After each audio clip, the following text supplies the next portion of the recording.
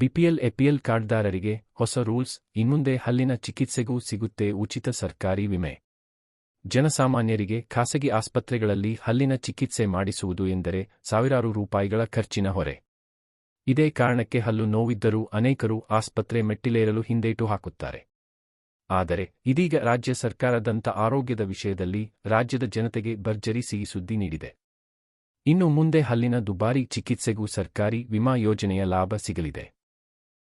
ಈ ಕುರಿತು ಆರೋಗ್ಯ ಸಚಿವ ದಿನೇಶ್ ಗುಂಡೂರಾವ್ ಅವರು ಸಾಮಾಜಿಕ ಜಾಲತಾಣದ ಮೂಲಕ ಅಧಿಕೃತವಾಗಿ ಮಾಹಿತಿ ಹಂಚಿಕೊಂಡಿದ್ದು, ಸಾರ್ವಜನಿಕ ಆರೋಗ್ಯ ಸೇವೆಯನ್ನು ಬಲಪಡಿಸುವ ನಿಟ್ಟಿನಲ್ಲಿ ರಾಜ್ಯ ಸರ್ಕಾರ ಈ ಮಹತ್ವದ ನಿರ್ಧಾರ ಕೈಗೊಂಡಿದೆ. ಯಾವ ಯೋಜನೆ ಅಡಿ ಉಚಿತ ಚಿಕಿತ್ಸೆ?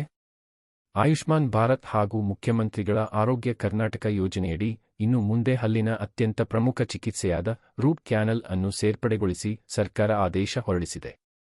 ಯಾರಿಗೆ ಸಿಗಲಿದೆ ಈ ಲಾಭ? ರಾಜ್ಯದಾದ್ಯಂತ ಬಿಪಿಎಲ್ ಮತ್ತು ಎಪಿಎಲ್, ಅಪೋ, ರೇಷನ್ ಕಾರ್ಡ್ ಹಾಗೂ ಆಯುಷ್ಮಾನ್ ಹೆಲ್ತ್ ಕಾರ್ಡ್ ಹೊಂದಿರುವ ಎಲ್ಲಾ ಫಲಾನುಭವಿಗಳಿಗೆ ಈ ಸೌಲಭ್ಯ ದೊರೆಯಲಿದೆ.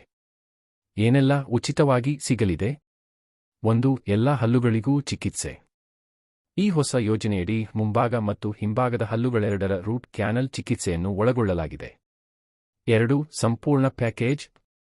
ಸುವರ್ಣ ಆರೋಗ್ಯ ಸುರಕ್ಷಾ ಟ್ರಸ್ಟ್ ಮೂಲಕ ಈ ಯೋಜನೆಯು ಜಾರಿಗೆ ಬರಲಿದೆ.